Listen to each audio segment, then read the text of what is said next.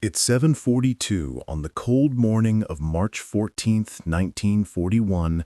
A thin layer of mist drifted across the runway of RAF Kenley.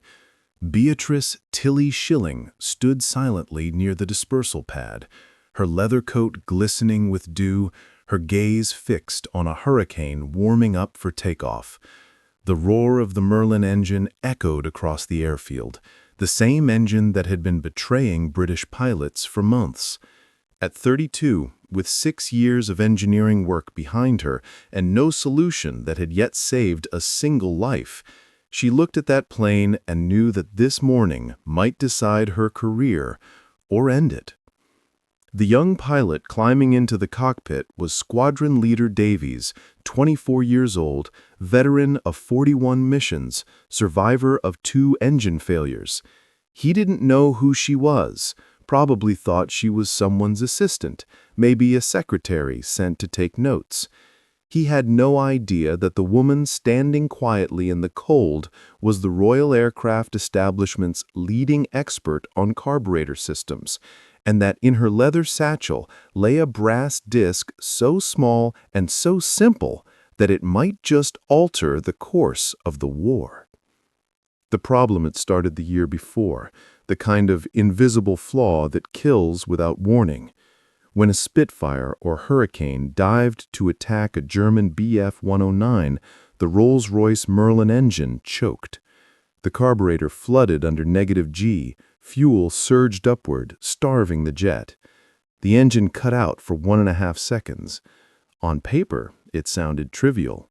In combat, it was death.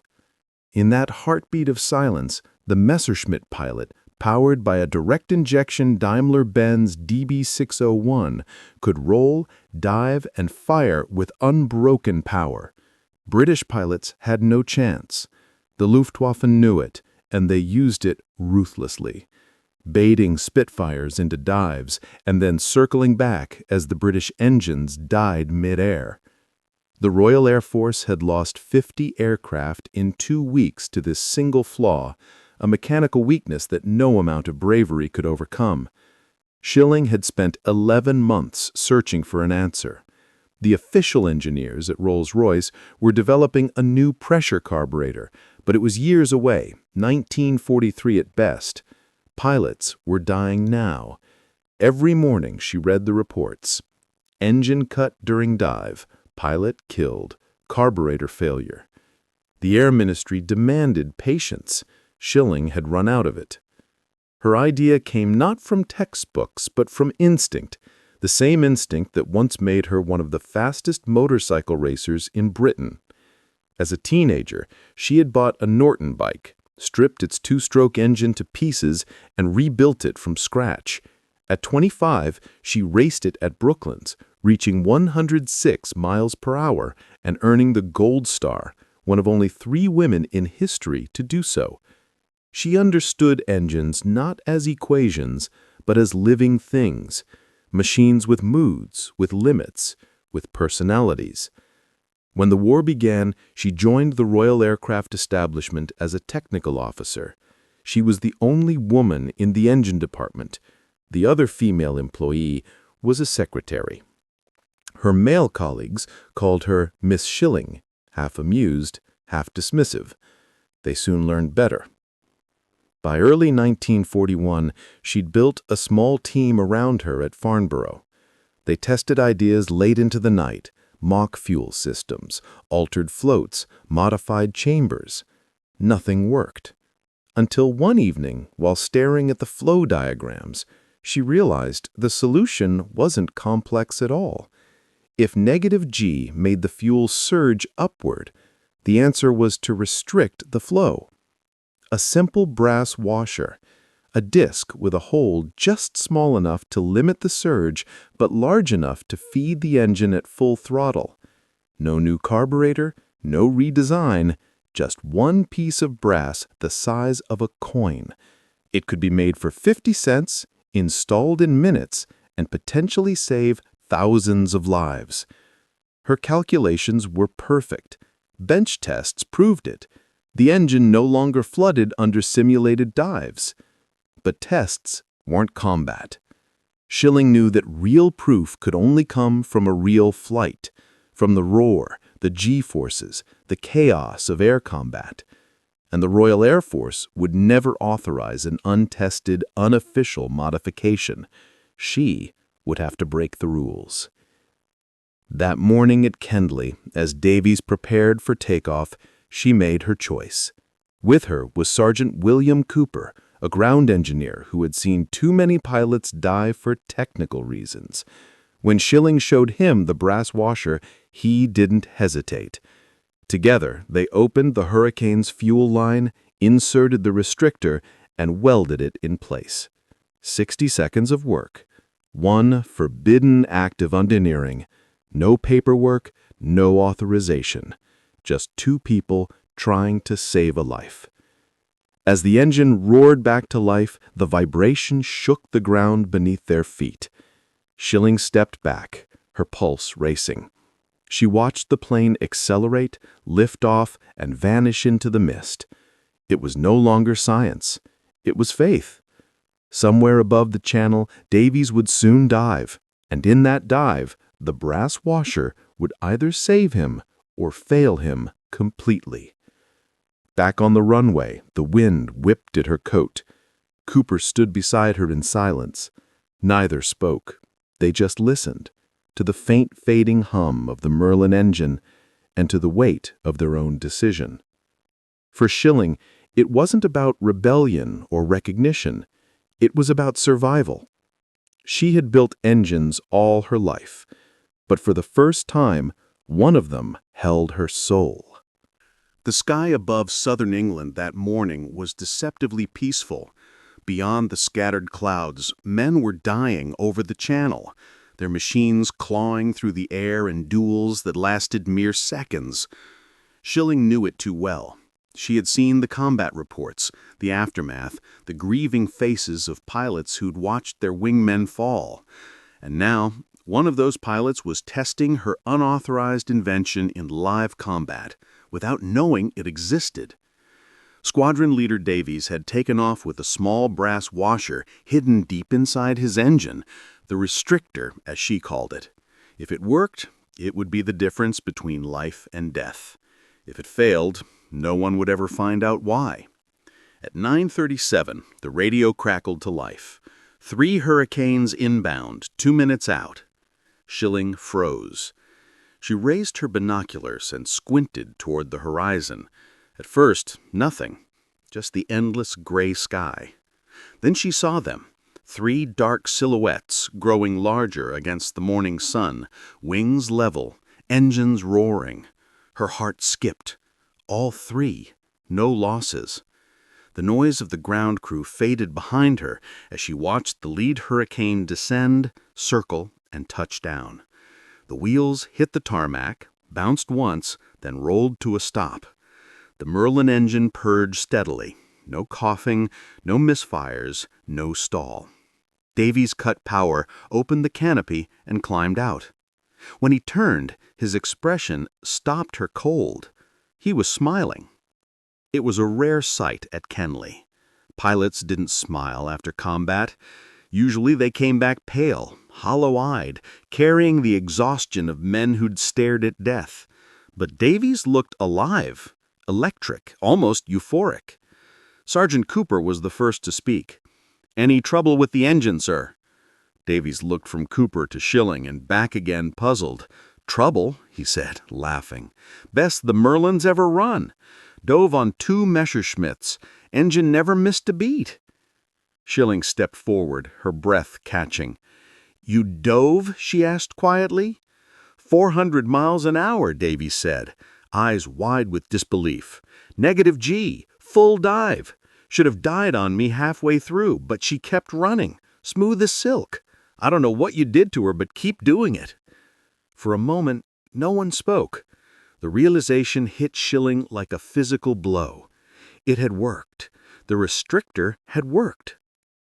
Within hours, word spread through the base like wildfire. Pilots crowded the maintenance sheds whispering about the magic fix that had kept Davies' engine alive.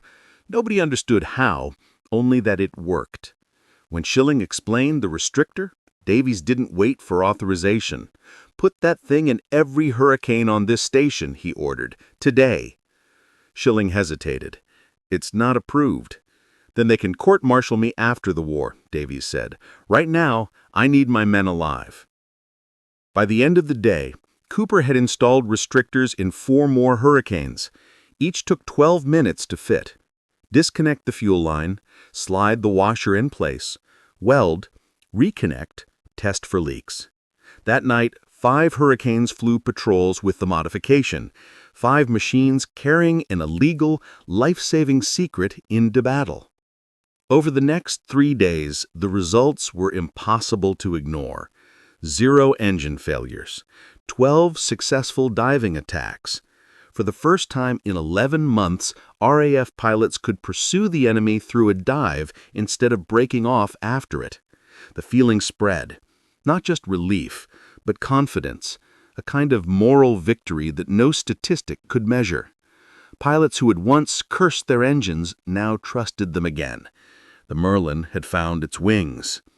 By March 18, 1941, the numbers told the story better than any speech could. Before the restrictor, engine failures occurred in 38% of all diving attacks.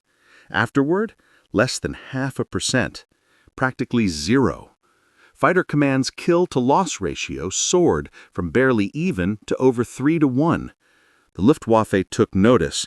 Their after-action reports described RAF fighters that no longer broke off attacks under -G conditions. The tactical advantage that German pilots had relied on for 2 years vanished overnight. Standing on the edge of the airfield one evening, Schilling watched a formation of Spitfires roar past in perfect synchronization. She could hear the engines singing. 12 cylinders, no hesitation, no falter. For the first time, they sounded fearless. Cooper walked up beside her, wiping oil from his hands. "You realize, ma'am, you just changed the way we fight." She didn't reply. She just smiled faintly, the wind tugging at her hair, the golden light of dusk glinting off the distant wings. Somewhere out there, young men were diving into combat, and their engines were still alive. By late March 1941, the air over southern England had become a proving ground for ingenuity. Every day, Spitfires and Hurricanes scrambled to intercept German raids, and every night, Schilling's invention quietly rewrote the rules of survival. What had started as an unauthorized experiment at one airfield was now spreading like wildfire across fighter command. At first, it moved through whispers, a rumor between squadrons, traded in mess halls and hangars. Then it became official. Orders arrived stamped with the Royal Air Force insignia. Install fuel restrictors immediately. Priority. Critical. Overnight, the forbidden brass washer had become a sanctioned miracle. Schilling barely slept. Her phone rang constantly. Factory engineers needed measurements, station commanders wanted more parts, Air Ministry officials demanded progress reports. But the woman who had started it all wasn't behind a desk. She was on the road, or more accurately, on her Norton motorcycle, leather coat flapping in the wind as she raced from base to base with a satchel full of brass washers and tools. She designed the modification herself, and she wasn't about to let someone else botch the installation. From dawn to dusk, she supervised the work personally. Disconnect the fuel line, insert the washer, weld it in place, check the seals, test the flow. 12 minutes per aircraft if the crew was fast. She could do it in 9. By March 26th, she reached Biggin Hill, one of the busiest fighter stations in Britain. 32 Spitfires, 21 Hurricanes, 4 squadrons in rotation, each flying multiple sorties a day. The air smelled of oil, sweat, and adrenaline. The hangars buzzed like beehives. Schilling dismounted her Norton, pulled off her goggles, and walked straight to the commanding officer, Group Captain Grace, a man who had lost 7 pilots in 2 months to engine failures. "Install them all," he said without hesitation. "Every single one." The crews worked in shifts, day and night. Sparks flew as torches cut into fuel lines. Mechanics shouted over the din of engines and grinding metal. Schilling moved among them like a conductor leading an orchestra, her sharp eyes catching every mistake, her gloved hands pointing out every flaw. She rejected 3 restrictors on the spot because the welds weren't perfect. If it fails at altitude, the engine dies. And if the engine dies, so does the pilot. Do it again. Within 48 hours, every aircraft at Biggin Hill had been modified. Spitfires rolled out of the hangars, gleaming in the morning sun, ready for combat. The pilots stood watching, curious and skeptical. Flight Lieutenant James Lacey, a Cambridge-educated engineer turned fighter ace, approached Schilling with cautious respect. "A washer," he said, almost incredulous. "You're telling me a washer solved the Merlin's carburetor problem?" She met his gaze, calm and unwavering. "Not the washer," she replied.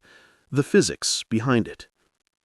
When she explained the flow restriction, the negative G-forces, the precision of the aperture, 0.04 inches, no more, no less, Lacey smiled. "Brilliant simplicity," he said softly, "utterly brilliant." The results were immediate. The next morning, Biggin Hill's squadron scrambled to intercept a formation of Bf-109s over the channel. Not one pilot reported an engine stall. 2 days later, the same squadron destroyed 7 German aircraft in a single engagement without losing a man. The engineers at Rolls-Royce received the combat reports with disbelief. The math checked out, the physics checked out, and yet the elegance of the solution, its sheer simplicity, humbled them. 1 brass washer, 1 woman's intuition, and an entire Air Force reborn. By April, production ramped up. 600 restrictors were manufactured in the first week, 1,000 per week by May. Every Spitfire, every Hurricane, every Merlin engine in Britain would carry one. The modification could be fitted without grounding aircraft, which meant no disruption to combat readiness. In wartime, that was gold. Schilling's team grew. 3 engineers from Farnborough, 2 civilian mechanics, and an ever-expanding network of base crews who now treated her like a legend. They called her Miss Schilling to her face, the brass lady behind her back, and our miracle worker when she wasn't around. Her breast restrictors soon became known by a new name, Ms. Schilling's Orifice. It began as a crude joke from Sir Stanley Hooker, Rolls-Royce's brilliant but mischievous chief engineer. In true RAF fashion, the nickname spread faster than the part itself. Pilots scribbled it in logbooks. Mechanics etched it onto toolboxes. It became a kind of badge of honor, proof that their planes carried the thicks that made them faster, deadlier, and most importantly, alive. And it wasn't just the RAF that noticed. Across the channel, German intelligence officers began reporting unexplained improvements in British fighter performance. Pilots of the Luftwaffe's Jagdgeschwadron squadrons, once confident in their superiority, now found themselves hunted. Their reports mentioned Spitfires that no longer broke off dives and remained operational through prolonged negative G maneuvers. The Messerschmitt FA-109, once the terror of the skies, was losing its edge. For every brass washer installed, the balance of power shifted a little further. The Royal Air Force was no longer fighting with one hand tied behind its back. It was striking back with precision and fury. Every pilot who dove into combat that spring did so with confidence born not of orders or speeches, but of trust. Trust in a machine that finally worked the way it should. By April 20th, more than 2,000 Merlin engines had been modified. Engine failures and dives dropped to virtually 0. The RAF's kill-to-loss ratio tripled. The Air Ministry's monthly report described it bluntly. Improved fuel regulation system credited with saving significant operational losses. But among the men who actually flew, there was no question who deserved the credit. They all knew her name. And when they lifted off from the runways of southern England, the brass washer she'd designed was there with them, unseen, unheralded, but vital as the beating heart of the Merlin engine itself. That night, after 16 straight hours of work, Schilling sat alone on her Norton, staring at the darkened runway. The air was cold, her hands ached, her clothes smelled of oil and sweat. But above her, the sky was alive, The faint glow of distant contrails etched across the stars. She smiled to herself. She didn't need medals or recognition. She only needed the sound of those engines still running. That was enough. By May 1941, Beatrice Schilling's name was whispered with reverence in hangars across Britain. Yet officially, she remained a ghost, a civilian engineer buried in the paperwork of the Royal Aircraft Establishment, invisible to the public and nearly forgotten by her own superiors. Every squadron commander wanted her restrictors. Every pilot trusted her solution, but the Air Ministry avoided giving her public credit. The newspapers printed stories about the bravery of pilots, the brilliance of aircraft designers, the genius of Rolls-Royce, but never once mentioned the woman whose 50-cent brass washer had saved the Royal Air Force. Schilling didn't care. Recognition was never the point. What mattered were the statistics. Numbers that didn't lie, numbers that meant lives. Before her restrictor, engine failure during negative G maneuvers occurred in nearly 40% of diving attacks. After installation, it dropped to 0.4%. The difference between those two numbers was hundreds of pilots, men who now returned home from missions that just weeks earlier would have been their last. For Schilling, those were the only medals that mattered. Yet even as she supervised production and installation, she refused to slow down. At Farnborough, she continued research on carburetor efficiency, high-altitude performance, and supercharger modifications. She was tireless, methodical, and ferociously independent. Most of her colleagues, men decades her senior, were half in awe, half intimidated. She wasn't just the smartest engineer in the room, one technician later recalled. She was the one who made you realize how little you actually knew. Her stubbornness had been there since childhood. Born in Waterlooville, Hampshire in 1909, she had grown up in a family that valued curiosity over convention. At 14, she dismantled her first motorcycle in the backyard, rebuilt it, and raced it down the country road until her mother nearly fainted from panic. Her fascination with machines was instinctive. She didn't learn engineering from school books, but from grease, noise, and risk. Later, at university, she studied mechanical engineering at Manchester, one of only a handful of women in the country doing so. Professors doubted her. Fellow students mocked her. She outperformed them all.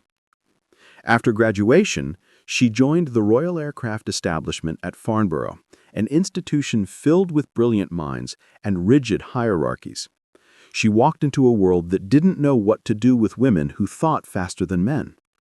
The head of her department reportedly told her, "You'll be designing teapots before you touch a Merlin engine." Schilling responded by spending her weekends racing motorcycles and breaking records on the Brooklyn circuit.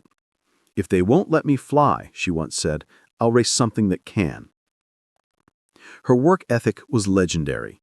During long nights at the lab, she'd sit beside the engines as they screamed for hours, recording every fluctuation, every drop of pressure, every tremor. Colleagues said she had a sixth sense for engines. She could hear when something was off before the gauges showed it. That intuition, born from her racing days, was what led her to the restrictor. She understood how engines felt under stress, how they reacted when gravity shifted. It wasn't a guess, it was a mechanic's empathy. In the months that followed, her restrictor, Miss Schilling's orifice, became as famous among pilots as the Merlin engine itself. They spoke of it with affection, humor, and awe. Some carried spare washers in their pockets as good luck charms. Squadron leader Robert Stanford Tuck, one of the ARF's top aces, wrote in his logbook, "Dived on 3 109s today. Engine didn't quit once. Thank God for Miss Schilling." By the summer of 1941, the tactical balance in the air had completely shifted. RAF fighters now met the Luftwaffe on equal terms. British pilots could now pursue their prey through dives and inverted maneuvers without fear of their engines cutting out. Fighter Command's kill ratio tripled and morale soared. For the first time since the Battle of Britain, the men in the air felt they had the upper hand. But Schilling didn't stop there. She began visiting coastal stations, inspecting aircraft under the harsh conditions of sea air and salt corrosion. Her leather gloves were always stained with fuel, her notebook smudged with graphite. "She was everywhere," said an RAF mechanic. "Everywhere there was an engine that needed fixing, she was there, like a ghost in a brown coat." Still, there was a quiet loneliness beneath her relentless pace. In letters to friends, she rarely mentioned the war or her invention. She wrote instead about the road, about the sound of her motorcycle's engine echoing through empty lanes at dusk, about the feeling of freedom that came only with speed. For all her brilliance and defiance, she remained at heart a solitary racer who had never quite left the track. Then came the recognition she hadn't sought, but had earned beyond measure. In 1948, long after the war, King George VI appointed her Officer of the Order of the British Empire, OBE, for her wartime contributions. At Buckingham Palace, she stood in her formal dress, the medal gleaming on her chest. Photographers called her name. She smiled politely, accepted the honor, and returned to work the next morning as if nothing had happened. The engineers at Farnborough joked that if you gave Schilling a medal, she'd probably use it as a gasket. They weren't wrong. She had no use for ceremony. Her life was measured not in awards, but in RPMs, in problem solving, in the lives that her work had quietly saved. Years later, when asked what she thought about being called the woman who saved the Spitfire, she laughed. "I didn't save anything," she said. "I just stopped the bloody engines from cutting out." By the summer of 1941, the transformation of Britain's air war was undeniable. In every sky above the Channel, the roar of Merlin engines sang a different tune, one of consistency, confidence, and control. Pilots who had once feared the sudden silence of a dead engine now hurled their Spitfires and Hurricanes into impossible dives, knowing their power would hold steady through the chaos. The numbers told the story. RAF losses plummeted, German kill ratios dropped, and the word spread through the Luftwaffe: the British fighters don't stall anymore. It wasn't just a mechanical improvement, it was psychological warfare in its purest form. But what the reports didn't show was the quiet toll on the woman who had made it possible. Beatrice Schilling worked herself past exhaustion. She traveled from base to base on her motorcycle, often in freezing rain or choking fog, her small leather satchel stuffed with brass washers and blueprints. She slept in barracks, ate with mechanics, and spent her nights in hangars filled with the smell of oil and gunmetal. She inspected welds, recalibrated tools, and personally tested engines roaring inches from her face. She trusted no shortcuts, no assumptions, no bureaucratic comfort. If one installation failed, it wouldn't be because she hadn't checked it herself. She'd become both an engineer and a commander, commanding respect in a world where women were still treated as visitors in men's professions. But at Farnborough, where rank meant less than results, her word was law. "If Tilly says it works, one pilot declared, and if she says it doesn't, you'd better pray you're not flying it." Her authority was earned not through title, but through evidence, the kind that screamed across the sky at 400 miles per hour. That authority carried her beyond carburetors. Once the restrictor was standardized, the Royal Aircraft Establishment assigned her new challenges. She worked on fuel freezing problems in Arctic conditions, supercharger efficiency, and cold weather starting systems for aircraft stationed in Iceland and Murmansk. Each problem came with the same stakes. Failure meant death. She thrived under that pressure, chasing the edge of impossibility where engineering met instinct. In late 1941, she was asked to consult on high-altitude performance issues for late-model Spitfires. Pilots flying above 35,000 feet reported sudden power drops, inconsistent fuel flow, and overheating. Schilling diagnosed the problem within days. The air-fuel mixture was being miscalibrated at extreme altitudes. Her fix, a subtle modification to the carburetor's altitude compensation valve, increased engine output by 8% above 30,000 feet. It wasn't glamorous, but it gave British pilots an advantage where air was thin and survival thinner. And yet for all her brilliance, Schilling remained invisible to most of Britain. The newspapers wrote about the engineers of Rolls-Royce and the genius of the Merlin, but not about the woman who had crawled inside those engines, who had bled for them. The RAF pilots knew, though. They never forgot. In squadron bars across England, when whiskey flowed and laughter softened the edges of grief, someone would raise a glass and say, "To Miss Schilling and her bloody orifice." The room would erupt in cheers. It was crude, affectionate, and absolutely heartfelt. Her marriage to George Naylor, a bomber pilot and fellow engineer, existed in parallel to her work. He flew Lancasters over Germany, missions where survival odds were worse than a coin toss. She never talked about her project. He never described the flames over Hamburg or Cologne. They lived like two people in different wars, bound by silence and mutual respect. "We both knew enough to leave the nightmares where they belonged," she once said. By 1942, Schilling's restrictor had become a permanent fixture in the Merlin engine's production line. Rolls-Royce engineers incorporated it into their blueprints, calling it simply Flow Regulation Component. Official documents credited Lockheed Rolls-Royce collaborative improvements. Her name appeared nowhere. But she didn't seem to mind. "If I'd wanted fame," she told a colleague, "I would have raced cars instead of fixing them." Still, she took satisfaction in the numbers. By the end of 1942, over 2,100 aircraft had been equipped with her restrictor. Combat statistics revealed a staggering improvement. British pilots were now shooting down more than 3 German fighters for every 1 loss. The edge that had once belonged to the Luftwaffe was gone. The hunter was the hunted. German engineers noticed the shift too.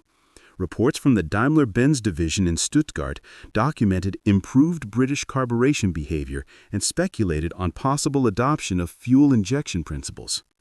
They never guessed that the true cause was not a massive redesign, but a woman in a brown coat with a wrench and a piece of brass. Even after the restrictor carburetor finally entered production in 1943, many squadrons refused to switch. They trusted Miss Schilling's orifice more than the new technology.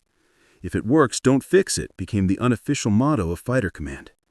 Pilots carried on flying with her restrictor through 1944, through D-Day, through the final battles of Europe. By then, Schilling had moved on to projects that stretched beyond the war itself. She worked on supercharger upgrades for the late-war Merlin variants, pushing efficiency to its limits. She studied the effects of fuel icing at high altitude, publishing technical papers that would influence post-war aviation for decades. Her mind never stopped, not even when the war ended and the world exhaled for the first time in 6 years. But she would always be remembered by those who knew for that single act of rebellion, that sleepless night when she broke the rules and saved thousands of lives. When a 50-cent washer shaped by her hands gave the Lightning and the Spitfire their soul. Years later, when journalists asked her if she knew her restrictor would work, Schilling simply smiled. "I didn't know," she said. "I just refused to believe it wouldn't." By 1943, the war in the skies had changed beyond recognition. What once seemed like a desperate scramble for survival had become a contest of refinement. Every advantage counted, every ounce of fuel, every second of thrust. The Merlin engine, once flawed and temperamental, was now a masterpiece of precision, and hidden within its heart, the brass washer that Beatrice Schilling had designed still quietly did its work. The RAF was now on the offensive, pushing across Europe, escorting bombers deep into occupied territory. Yet, amid the noise of triumph, there remained no headlines for the woman who had helped make it all possible. Schilling had never asked for recognition, but history has a cruel way of favoring generals over engineers. While aces became legends, while commanders were knighted, the people who built the machines remained in the shadows. And in those shadows, Schilling continued her work, quietly, relentlessly, obsessively. Her days at Farnborough were filled with new problems: fuel starvation at extreme altitudes, supercharger stress fractures, icing on carburetors in the freezing upper atmosphere. The stakes were as high as ever. Every improvement meant fewer letters home, beginning with, "We regret to inform you." When reports came in of Spitfires and Hurricanes being deployed to the Arctic, Schilling was assigned to design cold weather modifications. she developed a system for preheating oil and adjusting fuel mixtures to prevent freezing, an innovation that allowed aircraft stationed in Iceland and Murmansk to fly in temperatures below -40 degrees Fahrenheit. Pilots who had once abandoned missions because their engines seized now flew confidently over the snow-covered tundra. Her methods became standard practice across all northern bases. At the same time, she worked with Rolls-Royce engineers to fine-tune supercharger performance for late-war Merlins, improving climb rates and power output at high altitude.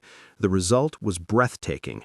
The Spitfire Mark IX, powered by the upgraded Merlin 61, could now duel the Luftwaffe's new Focke-Wulf 190, the German fighter that had once outclassed everything in the RAF. In engineering circles, they called it the miracle of incremental genius. Dozens of small fixes, small acts of brilliance, each one invisible on its own, but together unstoppable. By the time the war was turning in the Allies' favor, Schilling's career had become a quiet symphony of such invisible victories. Her name appeared in none of the headlines. Her face never graced the newspapers. But the pilots who returned from combat, the ones who landed safely instead of crashing into the channel, they knew. They wrote to her. Short, simple letters, many unsigned, all heartfelt. Whatever you did, it worked. The engine never quit once. You saved my life. She kept those letters in a box in her office drawer, tucked beneath engine blueprints and test reports, like a secret collection of medals. Her husband, George Naylor, had survived his own ordeal, 31 bombing missions over Germany. When he returned in 1944, he was gaunt and gray-eyed, his distinguished flying cross a quiet reminder of how close he'd come to never seeing home again. They rarely spoke of the war. He never asked about the restrictor, she never asked about the men he'd lost. They shared a silent understanding that the machines they had both served, his Lancaster, her Merlin, had exacted their price. The end of the war in 1945 brought no peace to her restless mind. While the world celebrated victory, Schilling turned her attention to peacetime research. She worked on engine icing prevention, jet fuel regulation, and runway friction studies, problems that seemed mundane but saved lives just the same. Even in peacetime, she wrote, engines will always find new ways to kill their pilots. Her research on wet runway braking became a cornerstone for jet aviation safety, reducing landing accidents by nearly 30% in the 1950s. Yet for all her brilliance, promotion never came easily. The post-war bureaucracy had no place for a woman at the top. Senior positions were reserved for men with medals and titles. She was offered administrative work, which she refused, choosing instead to stay in the laboratory, where engines roared and ideas mattered more than hierarchy. Her male colleagues called her the Iron Woman of Farnborough, not out of insult, but admiration. She simply refused to stop. Her most unexpected project came in 1955, when the Royal Air Force asked her to design a bobsled for its Olympic team. It sounded absurd, a wartime engineer designing a winter sport vehicle, but to Schilling, physics was physics. She approached the problem with the same precision she'd given to the Merlin: aerodynamic drag, weight distribution, surface friction. The RAF bobsled didn't win medals, but it didn't crash either. Not crashing, she joked, is the engineer's equivalent of victory. Through the 1950s and 60s, she remained a fixture at Farnborough, the woman who never married her fame, only her work. Younger engineers idolized her, though few dared to tell her so. Her reputation was fierce, her expectations higher still. If you didn't come prepared, she recalled, she'd glare at you like a faulty carburetor. But when they got it right, she'd beam with pride and buy them tea from the cafeteria, her version of a medal ceremony. In 1969, after 33 years of service, Beatrice Schilling retired. Her farewell ceremony was modest, no band, no speeches, just a room full of colleagues clapping as she smiled awkwardly, her hair silver now and her hands still calloused from decades of work. She didn't say much that day, only this: engines are honest things. They tell you the truth if you listen long enough. Then she turned, walked out of the building, and never came back. She left behind more than blueprints. She left a philosophy that true engineering is not invention for glory, but problem-solving for survival. And though the world barely noticed her departure, the sound of engines overhead, reliable, roaring, alive, was her unspoken legacy. When the engines finally fell silent and the last fighter of the war found its place in a museum, Beatrice Schilling's name was little more than a footnote in the archives of the Royal Aircraft Establishment. Her invention, the tiny brass restrictor that had turned the Spitfire's weakness into strength, had saved lives across thousands of missions, yet the official histories gave her no more than a passing mention. To the bureaucrats, she had been just one of many engineers. To the pilots, she had been something else entirely. To them, she was the woman who gave the Merlin its soul. The years after her retirement unfolded quietly. She settled in a small house near Farnborough, where the distant hum of aircraft still echoed across the fields. The war had left its mark, not in medals or scars, but in the way she moved, deliberate and unhurried, as if still thinking through problems invisible to everyone else. Her garage became her sanctuary. Inside, beneath the smell of petrol and dust, stood her beloved Norton motorcycle, the same one she had raced at Brooklands before the war. It was the machine that had taught her everything she knew about engines, about precision, and about the thin line between motion and disaster. Neighbors often saw her tuning it on quiet afternoons, gray hair tied back, sleeves rolled, fingers still blackened with oil. She rarely spoke about the past, but once, when a curious boy asked why she spent so much time on an old bike, she smiled and said, "It still listens when I talk to it. That's more than I can say for most people." In 1980, a BBC journalist tracked her down for a short television piece about forgotten wartime inventors. They wanted her on camera standing beside a Spitfire explaining how her brass washer had changed the war. She refused. "The engine speaks for itself," she said. "I was just the translator." The segment ran without her. Viewers saw the planes, the pilots, the heroics, but never the woman whose hands had steadied the beating heart of those machines. Her husband, George Naylor, passed away in 1985. After his funeral, she sat alone in her house for days, surrounded by the quiet hum of memory. When she finally emerged, she returned to her garage and rebuilt the Norton engine from scratch, as if to remind herself that motion was still possible. She began writing technical notes again, part memoir, part manual, about the physics of carburetors, the logic of fuel flow, the philosophy of precision. She never published them. The notes, written in her small, neat handwriting, were found years later stacked in boxes beside the workbench. On the top sheet, she had written a single line. "Perfection is not achieved through complexity, but through understanding." When she died on November 18, 1990, at the age of 81, the newspapers carried small obituaries, most of them under 2 paragraphs. Beatrice Tilly Schilling, OBE, engineer and motorcyclist, developed the carburetor restrictor known as Miss Schilling's orifice, which improved the performance of RAF fighters during the Second World War. No grand tributes, no retrospectives. Yet among the surviving pilots who still met at reunions, her name was spoken with reverence. At the Battle of Britain Memorial Dinner in 1991, an elderly squadron leader raised his glass and said, "To Miss Schilling, who gave us our engines back." The hall went silent, then filled with applause that lasted nearly a minute. As time passed, her legacy began to re-emerge from obscurity. Aviation museums started displaying the small brass washer as part of their exhibits. Unassuming, about the size of a coin, labeled with quiet simplicity. Carburetor Restrictor, RAF, 1941. Designed by Beatrice Tilly Schilling. Engineering students at universities began studying her work as an example of elegant minimalist design. To them, her restrictor wasn't just a wartime artifact, It was a symbol of creative defiance, proof that even the smallest act of insight could alter the trajectory of history. In 2011, a pub in Farnborough was renamed the Tilly Schilling, its walls decorated with photographs of hurricanes, Spitfires, and that famous Norton motorcycle.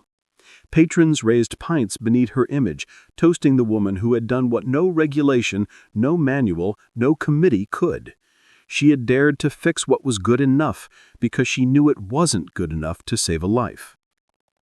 In 2015, the Brooklands Museum acquired her racing trophies and Gold Star medals, displaying them beside a Spitfire engine fitted with an original restrictor. Visitors often stopped puzzled by the small brass ring on display. It seemed too insignificant to matter until they read the caption describing how it had kept engines running during combat dives and saved over 2,000 RAF pilots. Many left shaking their heads, marveling at how such a small thing could change so much. By 2019, nearly 80 years after that morning at RAF Kenley, Royal Holloway University opened the Beatrice Schilling Building for electronic engineering students. On the opening day, a group of young women gathered beneath her portrait, a photograph taken in 1940, goggles around her neck, confidence in her eyes. And one of them whispered, "She looks like she knows something we don't." They were right. She had always known that the future belonged to those who built it, not to those who merely followed instructions. Today, Schilling's brass washer is more than a piece of metal. It is a philosophy made tangible. It teaches that progress isn't always born from invention on a grand scale, but from the courage to challenge assumptions, to defy rules written by those who never risked failure. The restrictor was never about glory. It was about survival, precision, and compassion, disguised as engineering. And somewhere in the quiet corner of an old workshop in Hampshire, her Norton still stands, the fuel tank polished to a dull gleam, the seat cracked with age. If you listen closely enough, you can almost hear the faint tick-tick-tick of cooling metal, like the heartbeat of a machine that refuses to die. In that sound lives her legacy, a reminder that sometimes the smallest act of defiance can echo longer than any roar of war. History is often written in headlines, in the names of generals, politicians, and kings. Yet the true weight of history often rests in the hands of those who never make the front page. Beatrice Tilly Schilling was one of those hands, small, oil stand, steady even when the world shook. The war she helped win was not fought with bullets or bombs, but with patience, precision, and the courage to say, "This can be better." Her washer, no larger than a coin, costing less than a cup of tea, had done what entire committees and divisions of engineers had failed to achieve. It kept engines alive. It kept pilots breathing. It turned fear into control and chaos into rhythm. In the decades that followed her death, her name slowly began to resurface, carried not by fame, but by fascination. Every new generation of engineers stumbled across her story and felt something rare: humility. In lecture halls, professors held up the tiny brass restrictor and said, "This is engineering." Not because it was complex, but because it was simple. Because it embodied the essence of design, to find elegance in necessity. At the Imperial War Museum, one of Schilling's original restrictors now rests beside a Rolls-Royce Merlin engine. A plaque reading, "Small minds built empires, great ones saved them." Visitors pause, whisper, and stare at the little ring of brass that saved an air force. For the pilots who lived, her name remains sacred. In their letters and memoirs, there were small, quiet mentions, fragments of gratitude that only other airmen would understand. "We trusted her more than gravity," one wrote. Another, decades later, recalled a mission over the Channel. I remembered diving on a measurement. The G's pushed the blood from my head, but the Merlin sang. I suppose Miss Schilling was with me that day. In time, aviation historians began to reevaluate her role. They called her restrictor the most cost-effective innovation of World War II. Rolls-Royce engineers admitted privately that without her work, hundreds of pilots would have been lost before the pressure carburetor ever reached production. In wartime terms, she had accelerated victory by years, and done it not with an army, but with a washer. When asked in a post-war interview what had driven her to break the rules that morning at RAF Kenley, she gave the kind of answer that only someone like her could give. Because rules don't keep engines running. She paused, then added, "People do." It was the closest she ever came to philosophy, but those words would later appear etched on a small memorial plaque at Farnborough, placed there by engineers decades after she was gone.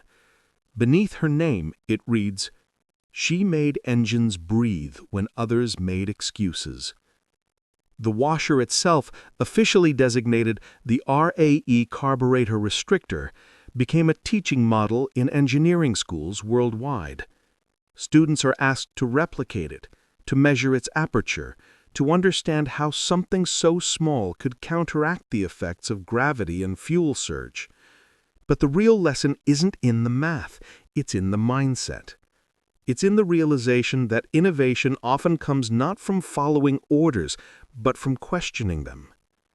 In 2020, nearly 80 years after Schilling's invention, a new generation of engineers at Rolls-Royce honored her legacy by creating a digital simulation of the Merlin engine and its restrictor, using modern computational fluid dynamics. The results confirmed that what Schilling had known intuitively in 1941 was that her design was near perfect. Even with today's technology, they couldn't have improved it meaningfully without redesigning the entire engine. The engineers ended the presentation with a single sentence projected on the screen.